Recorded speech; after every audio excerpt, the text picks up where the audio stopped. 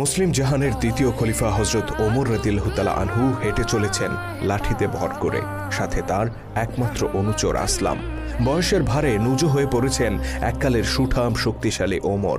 কে বলবে যৌবনে এই মানুষটি নিয়মিত কুস্তি লড়াই করতেন আর বাঘা বাঘা সব পালোয়ানকে নিমিষে হারিয়ে দিতেন।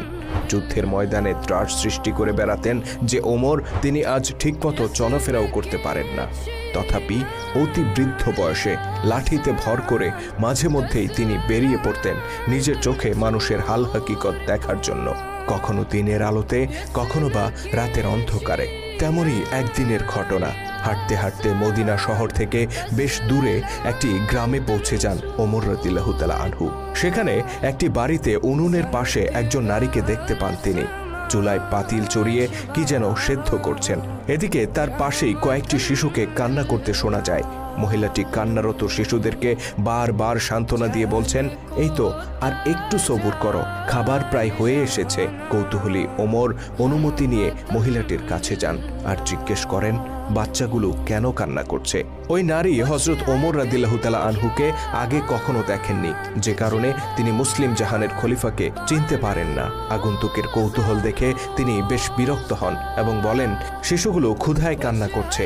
ওমর রাদিয়াল্লাহু তাআলা আনহু জানতে চান উনুনে তিনি কি চড়িয়েছেন, খাবার প্রস্তুত হতে আর কত দেরি।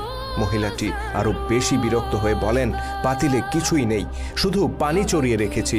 বাচ্চাগুলোকে সান্ত্বনা দেওয়ার জন্য খাবার তৈরির ভান করছি। কাঁদতে কাঁদতে তারা একটু পরে এমনিতেই ঘুমিয়ে পড়বে। অতঃপর অতি দুঃখের সাথে নারীটি জানান তার ঘরে কোনো খাবার নেই। তিনি নিজের এই দুরবস্থার কারণে খলিফা ওমরকে দায়ী করেন আর বলেন, নিশ্চয়ই এর জন্য আল্লাহর দরবারে ওমরকে জবাব দিতে হবে। তিনি জানতেন না তার সামনেই দাঁড়িয়ে আছেন খলিফা ওমর রাদিয়াল্লাহু তাআলা আনহু। ওমর রাদিয়াল্লাহু তাআলা আনহু বিস্মিত কণ্ঠে বলেন, খলিফাকে কেন এর জন্য দায়ী করছেন? তিনি হয়তো আপনার এই দুরবস্থার কথা জানেনই না।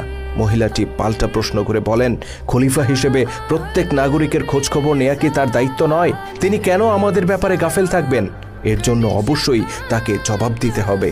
মহিলাটির এই অনুযোগ খলিফা ওমরের হৃদয়কে চূর্ণ করে দেয়। তিনি বলেন, আপনি অপেক্ষা করুন, আমি শীঘ্রই বাচ্চাগুলোর খাবারের ব্যবস্থা করছি। অতঃপর তিনি রাষ্ট্রীয় গুদামঘরের উদ্দেশ্যে রওনা হয়ে যান। আর মহিলাটি অবাক হয়ে ভাবতে থাকেন, কে এই আগন্তুক? ওমর রাদিয়াল্লাহু তাআলা আনহু দ্রুত ছুটে যান রাষ্ট্রীয় গুদাম ঘরে। সেখান থেকে একটি আটার বস্তা বেছে নেন আর অনুচরকে বলেন, এটা আমার পিঠে তুলে দাও। অনুচর আসলাম বললেন, আমিরুল মুমিনিন, আপনি তো হাঁটতেই পারেন না ঠিক মতো, আপনি কি করে এই বোঝা এত দূর নিয়ে যাবেন? বরং আমি এটা সেখানে পৌঁছে দেই। খলিফার আগত কণ্ঠে বললেন, কিয়ামতের দিন কি আমার বোঝা তুমি বহন করবে? দেখলে না ওই নারী তার দুরবস্থার জন্য আমাকে দায়ী করেছেন? আমার বোঝা আমাকেই বইতে দাও। অতঃপর অর্ধজাহানের বাদশাহ হেঁটে চললেন লাঠিতে ভর করে, কাঁধে তার আটার বস্তা, পিছু পিছু হেঁটে চলল বিভ্রান্ত অনুচর। এভাবে দীর্ঘ পথ হেঁটে প্রকৃতিতে যখন অন্ধকার নেমে এলো, তখন তারা পৌঁছলেন সেই বাড়িতে। তিনি নিজ হাতে আটা বের করলেন আর উনুনে জাল দিয়ে খাবার প্রস্তুত করে দিলেন। অভুক্ত শিশুগুলোর কান্না যখন থামল, তখন ওই মহিলা বললেন, কতই না ভালো হতো যদি ওমর না হয়ে আপনি হতেন আমাদের খলিফা।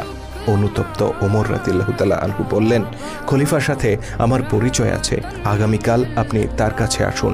ইনশাল্লাহ আমি নিজে উপস্থিত থেকে আপনার পরিবারের জন্য খাবারের ব্যবস্থা করে দেব।